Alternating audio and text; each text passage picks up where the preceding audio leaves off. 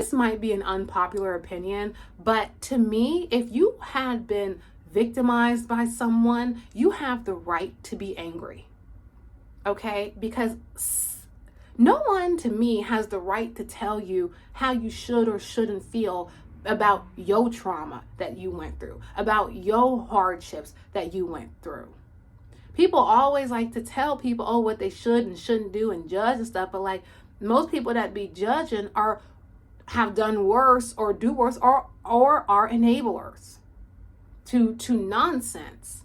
And when you don't fit the mold of what nonsense doers do, then you are a target to them. You are someone who is obstructing the way that they want to operate. And so then you get a target on your back because you are not going with the flow. If you are around someone who, when they say jump, everyone else is jumping, and you are the one person that's like, why? Or I'm not jumping for what? Then they come after you.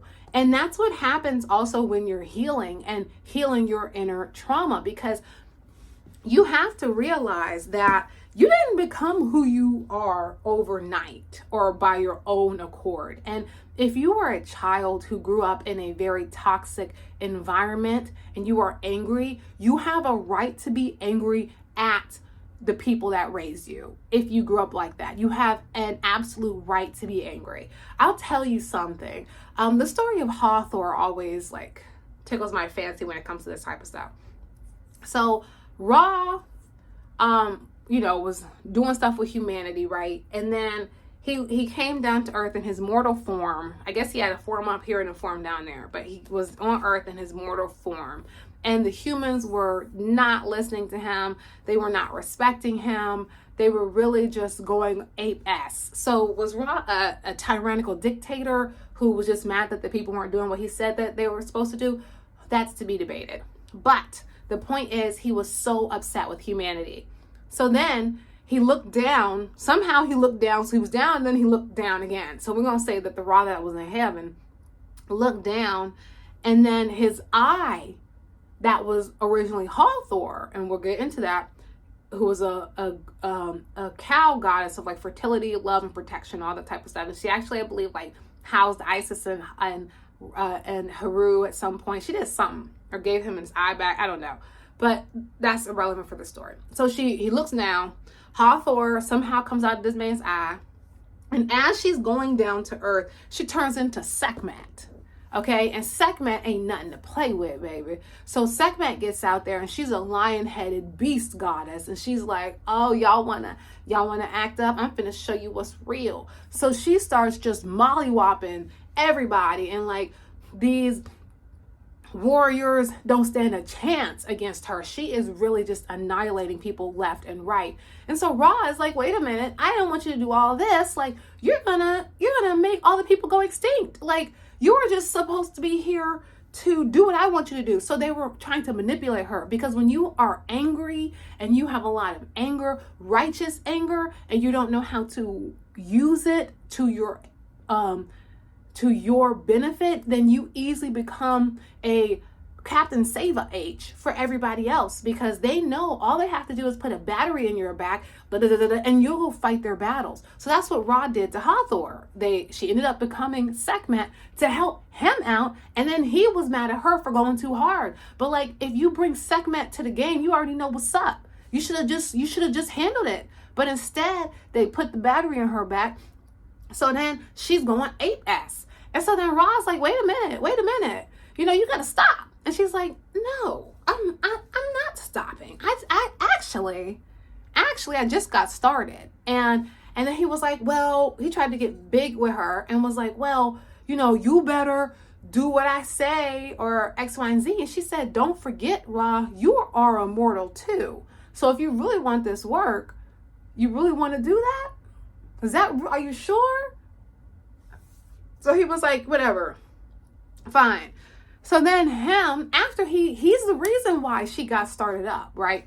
So after he could not control her again, because she was already heated, already throwing a fit, he went to Thoth, and they came up with an idea. So once again, Ra got to go find somebody else to fix his stuff because he can't fix himself. So he went to Thoth, And then he was like, look, we need to figure something out. So then they came up with the idea to create fake, what's inside the life force, the red juice, to make some fake red juice for her. And it was like all on the ground. They put some pomegranate. What's the thing with pomegranates too? I don't know. But they put the pomegranate in the beer and like spread it all over her next feast that she was going to like knock them people out. So she pulls up and she's like, wow, like y'all did all this for me. Like, I was coming here. So y'all just unalive yourselves. Perfect. And so she's like drinking the beer juice, the pomegranate beer. She drinking it. And then all of a sudden she starts feeling like Slither. And she's like, moving side to side or whatever. And so then Rob was like, do you like how you feel? And she was like, yeah, I like that. He's like, you want to feel like that forever? And she's like, what? And he's like, you want to feel like this forever? And she's like, yeah, I would love to. And then and then she turns into Hathor. And Hathor is, like I said, the cow goddess. She is very much Zen kind of person, or deity being, whatever, energy. The point of that story is the people who have the most anger and are most quick-tempered also have a lot of love on the other side. There's like such an interesting balance there, because Sekhmet and Hathor are the same being. But if you can get to the point where you can control your anger and control your emotions, then you won't just be anybody's weapon. You won't just be anybody that's someone that knows you are this way, that is manipulative, that they are professional at this kind of thing. You won't be their puppet anymore. You'll be able to make strides within your own life, because like Jim Rohn says, you'll know not to hunt a bunny rabbit with a cannonball. Perhaps you'll use a snare, because you'll learn when to use the proper level of aggression or level of anger, and you'll realize, wait a minute, is this Ra trying to get me to fight his battles? You don't have to save everybody. You have to protect and save yourself and your lineage, point blank, period. And whoever else you feel called to provide a service to, point blank, period. But if you are controlled by other beings, you're only going to get so far, because those people that want to control you are not going to let you get out from under them, because they need you there. If you're a henchman to someone, they need you as a henchman. They don't want you to leave. And now sometimes like people feel guilty about being mad at their parents. They feel guilty about being mad at their grandparents or their aunts and uncles. But if you were in a situation where you were being traumatized, you were being hurt and harmed, and you were or neglected or pained or ignored or physically or mentally, all the alleys, if someone was doing these things to you, you have every right to be angry at them. You have every right to not want to talk to them. You have every right to establish boundaries. And anyone that says anything different is likely trying to manipulate you. You have a right to set a standard of how you're going to be treated. And if someone can't get on board with that, you have a right to X them out of your life. Point blank, period. Period. And at the end of the day, like a lot of people have been seriously hurt by their parents. And we don't talk about that enough. And then people be like, oh, I want to live like Disney, a Disney princess. The Disney princesses live effing crazy lives. Mulan was in a whole effing war. Like it's glamorized, but watch that stuff for real. Cinderella was a servant and an orphan and a servant to her mother and sisters.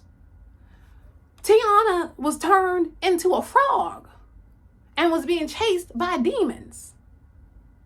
So even the Disney princess life, they went through some stuff. I don't know any Disney princess who just had a good time their whole life. Sleeping Beauty was poisoned and was out unconscious for however long. There's so many examples all of these movies and these perfect things, like they got some stuff going on too. And then what we really seeing is like behind all this Hollywood glitz and glam, there's some real weirdo stuff going on underneath all that. So the point is, like, you have the life that you have for some reason. And the other point is you're so strong, you're so powerful, you're so dynamic that you have survived every horrible thing that's ever happened to you because of the fact that you're here listening to this. You have survived every horrible, bad day that you've experienced. And for you, waking up today might have been a win. For you, not giving up today might have been a win. For you, not taking your own life might have been a win for you. So celebrate where you are. And at some point, you can learn to get to where you want to be. But the fact that you're still here is a testament purely to your strength. All right? And I'm going to tell you, like I said already, you might have a full justified reason to be angry at somebody, and no one has the right to tell you not to. You know what that MFer did. You know what those people did to you. So you do have a right to be angry. Point blank, period. And sometimes you got to get angry so people know what's up. You know, and this is kind of related. But one time I was at the gym and, you know, I always got to call my mom because she'll let me know if it's time to get crazy or if it's time not to. Her answer is usually get crazy. But if I feel like I have to call her, that's because you've earned it. So there was this weirdo dude who was like following me. And he had been kind of doing this for a minute. But it got to the point this day where I was like, oh, really? This MFer, I get on one machine. He comes and gets on the machine next to me. I get on another machine and he come and get on the machine next to me again. And so we just playing this game. Like everywhere I go in the gym, he's coming towards me. And I already told the people at the gym, like, he is harassing me. He keeps following me everywhere. He keeps staring at me and they didn't do anything at all. So I called my mom and she was like, Ayana, oh, I done said my name. She was like, girl, out crazy that MFer. You know, and like one thing that we say now, we didn't say this back then, but we say it now, like, you're in here with me. I'm not in here with you. Because there's a difference. When you feel like you're in there with someone, you're in there with the predator, then you feel like the prey. But if you remember, no, MFer, you're in here with me. So then I'm like, I bet. Well, I'm a bet. So I like walk really, really far and I'm like, there's a pillar. So I'm like standing by the pillar. And this, you know, this monkey, a fool, gonna follow me and he walking up, right? He don't know where I'm at. And I come up from behind the pillar like, what's up? And then he's like, oh, you know, like this. And so then I start following him in the gym. And, you know, after that, we ain't had no, oh, and then I made a point to show him that I was recording him. Like I had my phone out while I'm following him around now. I have my phone out clearly so he could see I'm following you. And then I said some other things too, of course. Because at that point, it's like, no, you're in here with me. Okay? You are in here with me. And now you fixing to find out who me is. And so I say that to say somebody could have said, oh, you shouldn't have done that. But he was the one following me. So a lot of times when people try to tell you what you should and shouldn't do and how people should and shouldn't treat you, it's because they want to be the one doing this stuff. I'm sure that someone who was trying to victimize me didn't appreciate me flipping the script and start following him around. But was I supposed to be felt unsafe? Was I supposed to be scared? Was I supposed to be uncomfortable? No. If I'm gonna feel uncomfortable, you're gonna feel very uncomfortable. If you're gonna be trying to victimize me, I'm gonna show you what's up. And so people like that will try to make you feel crazy for holding them accountable.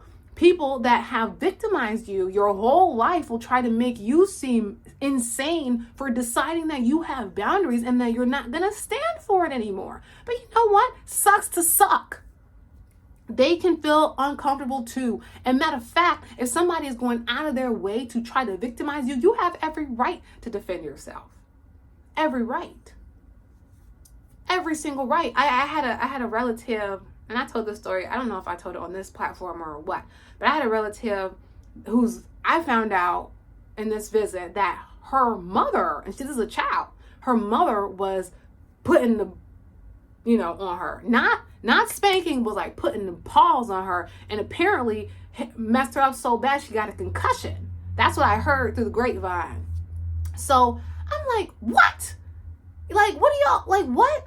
So I'm like, all right, cool. So me and her have a conversation, because at that point, it was like, I have to say something. Like, you can't just tell me that. And I think that's why they told me, because they know what's up.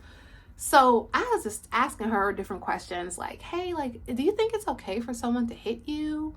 Just saying different things like that. And she's like, yeah, And I'm like, so even if you didn't do anything, you think it's okay for someone to hit you? And this, that, and the third. And she's like, yeah, it's fine. Da-da-da-da. I was like, baby. So I had to just let her know how I felt about it. I gave her the same conversation that my mom would give me. And I was like, listen, it's not okay for anybody to put their hands on you. I don't care who it is. It's one thing to discipline a child. It's a whole other thing to give a child a concussion because you're disciplining them. That's a whole other can of worm. So it's a few days later. I ain't even gone that long. I get a ring call. And the relative who told me about it was like, yo, what did you tell her? I was like, what? What are you talking about? He said, yo, what did you tell her? I'm like, what do you mean? What did I tell her? They're like, yo, she knocked her mama out. She didn't really knock her out, but she knocked her out. Like, she fought back. And I was like, what? Because I'm proud. I'm like, yeah, whoop that woman's tail. Like, she was beating her up. She might as well fight back. And then, like, her other side of her family was, like, trying to say she was bad and stuff. And I'm like, no, y'all was fine when her mama was doing all kinds of stuff to her. It was okay. But the moment she fights back, now she's the problem? Absolutely not. And you know what? She never put her hands on her again. Because she was a bully. A lot of y'all relatives are bullies, okay? And they like I said, they was fine. All the other of her relatives on that side were okay with her mama putting the paws on her. They were okay with her mama giving her a concussion. They were okay with her mama giving her all this kind of crazy stuff. They was fine with that. But the moment I got in her ear and was like, no, that's not okay. That's not okay. Then it was a problem. Then all of a sudden everybody wanted to try to fix it.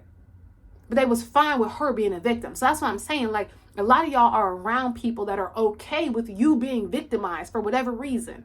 But it doesn't mean that it's okay. So sometimes you got to cut them off. And sometimes it don't matter. Like, it doesn't matter if that person thinks that it's okay. It's not okay. It's not okay to put your hands on a child in certain ways. It's not okay. And I don't care who, granny, grandpa, uncle, cousin, mom, brother, sister, nephew, neighbor. I don't give a F who says it is. It's not. And I won't stand for it. Period. And so that's the thing. Like, some of you have a righteous anger at the people who failed you. And you've been taught not to bring it up. You've been taught not to talk about certain people this way. You've been taught that you're supposed to forgive and forget. You can forgive, but don't forget. And to be honest, you don't even have to forgive them. People say it's on you to forgive them. Why? So you can do it again? It's my benefit to forgive and forget what you did so you can turn around and do it to me again. Why the F would I listen to you? It's in my best interest to move on, but I certainly don't have to forgive you for doing something to me. I don't. It's my choice. I have a right to forgive you, but I don't have to. And I sleep just fine. I don't have to be upset about it and thinking about it every day, but there are some actions that are unforgivable, and that's just what it is. There are some things that are unforgivable. There are some words that are unforgivable. So I don't care what anybody says. You don't have to forgive and forget. That to me just sounds like someone who wants to victimize you. Why should you forgive everything that's ever someone did to you to heal you? How's that going to help you heal? You're just walking around forgiving and forgetting everything. So stuff keeps happening to you. No. Remember that stuff and feel how it felt and make sure it don't happen again. But don't forgive and forget. Nah, that's stupid. Stupid. Be angry. Remember that stuff and make sure it doesn't happen again. And make sure you're protecting yourself and your children and those who you care about. And establish proper boundaries. Okay? Shoot. You have a right to be angry if you're angry. Now, do you have a right to go off and flip off on everybody? No. Do you have a right to just assert your will and your dominance on people and flip off the handle because you're angry all the time? No. You don't need to be Sekhmet all the time. But sometimes you do need to be Sekhmet. Because I guarantee you, if I kept running from that weirdo in the gym, it wouldn't have ended up the way it did. But because I had to let him know, you're in here with me, then all of a sudden he didn't want to bother me. Just like that guy who blew a kiss at me and my friend. We were walking home. He gone, I'm in 6th grade. I don't know what the F happened. It was like I turned into a dog. And I like whipped my head and boom, and took off running toward him. I was crazy. Okay, I wouldn't do that now, I don't think. But I took off running. And he's like, so then he runs the other way. And so then I'm chasing him around the parking lot. We did like a few circles. And then I stopped chasing him and I walked back with my friend and we walked back to her house. And she was like, but I'm thinking like, you know, because I know I was a child. He knew I was a child. What was I supposed to do? Be scared of him? What was he trying to do? So you got to be aware of that. There are predators out here, and don't become prey. Remember, they're in here with you. And at least they can find an easier target because you're going to show them how crazy you really are. And sometimes that means cutting some people off too.